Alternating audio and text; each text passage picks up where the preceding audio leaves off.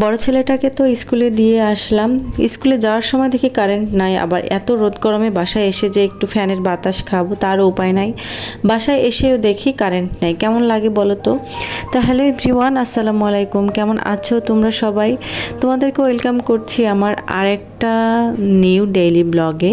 তো এই যে আমি ছেলেকে স্কুল থেকে ছেলের স্কুলে দিয়ে সে কিন্তু আবার রান্নাবান্নার কাজে লেগে গিয়েছি, কারণ দুপুরে তো রান্না করতেই হবে।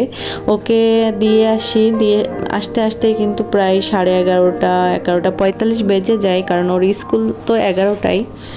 তো আমি লোট্টা মাছ ঝুরঝুরা করছি, ধনিয়া পাতা তো লাস্টে দিলামই। তো মাছটা কিন্তু খুব সুন্দর করে ঝরঝরা করে নিয়েছি। আর এদিকে একটু পাঁচমিশালি শাক ভাজি করব। আমার না এই শাকটা খুব বেশি ভালো লাগে, বাজারে ইদানিং খুব পাওয়া যায় এই শাকটা। তো পাঁচমিশালি শাক, এর মধ্যে সাঞ্চি শাক আছে, তারপর অনেক অনেক শাক আছে। তো পাঁচমিশালি শাক বলে এটাকে, তো ভালোই লাগে খেতে। তো এটা আমি খুব সুন্দর করে ধুয়ে নিয়েছি, নিয়ে আমি এখন একটু সিদ্ধ করে নিব। সিদ্ধ করে নিয়ে কিন্তু তেলে দিব।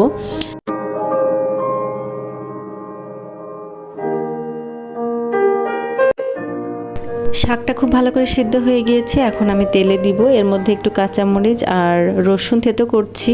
এটা না খুব সুবিধা হয়েছে, এটা আমার মায়ের হাতের। তো প্রথমে চুলায় আমি কড়াই বসিয়ে দিলাম, দিয়ে তেল দিয়ে একটু তেলটা গরম হয়ে গেলেই কিন্তু আমি এখানে জিরা ফোড়ন দিলাম। আমি না শাকটা ভাজি করার সময় জিরা ফোড়ন দিই, অনেকেই শাকে জিরা দেয় না, আমার না ভালো লাগে দাঁতে পড়লে জিরা, ভাজা জিরাটা। তো আমি খুব ভালো করে ভেজে নিব, নিয়ে শাকটা ভাজি করে নিব।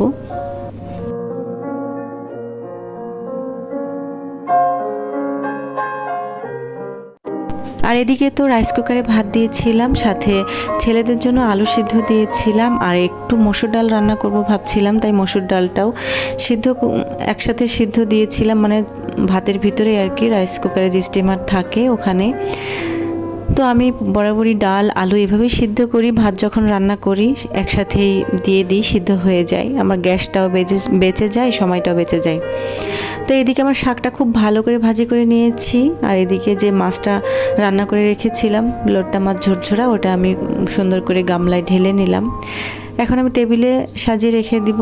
হাজব্যান্ডের লাঞ্চ বক্স রেডি করতে হবে, আর ওইদিকে ডালটাও রেডি করব।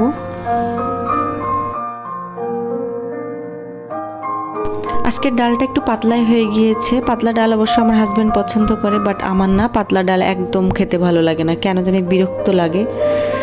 তো এখন রুমে চলে আসলাম, রান্নাবান্না শেষ করে। রুমের অবস্থা তো 12টা বেজে গিয়েছে, এক তুড়ি মেরে রুমটা গুছিয়ে ফেললাম। যদি এইভাবে গুছানো যেত আসলে কতই না ভালো হতো, তাই না? খুব সুন্দর করে গুছিয়ে নিলাম। এই গোছানো রুমটা কিন্তু আধা ঘন্টাও লাস্টিং করবে না, কারণ আমার 2টা বাচ্চা সারা দিন এলোমেলো করে। খুব সুন্দর ওয়েদার, কিন্তু কনকনে রোদ, ভীষণ গরম। তো আমার গোছল হয়ে গিয়েছে, এখন আমি একটু ফেয়ার অ্যান্ড লাভলি মেখে নিচ্ছি। অনেক দিন না ফেয়ার অ্যান্ড লাভলি মাখিনি, এতদিন একটা ময়শ্চারাইজার মাখতাম, ওটা শেষ হয়ে গিয়েছে, তো আর নেওয়া হয়নি, তাই একটু ফেয়ার অ্যান্ড লাভলি মেখে নিলাম। আর এদিকে ভাত খাবো, খিদে লেগে গিয়েছে অনেক। আর এদিকে তো কারেন্টও নাই, দেখতে পাচ্ছ আমার ভিডিওটা কত অন্ধকার। তাই ভাবলাম যে রুমে যেয়েই খাই, ভাতটা বেড়ে নিয়ে যেয়ে রুমে নিয়ে যেয়ে খাবো আর কি। ছেলেরা এখানে খেলছে আর আমি খেয়ে নিব। আর ওদেরকে তো খাওয়াই দিয়েছি, ওদেরকে খাওয়াই দিয়ে তারপরে আমি গোছলে গিয়েছিলাম। তো এখনকার ভিডিওটা এখানে শেষ করছি। তোমরা সবাই খুব ভালো থেকো। আল্লাহ হাফেজ।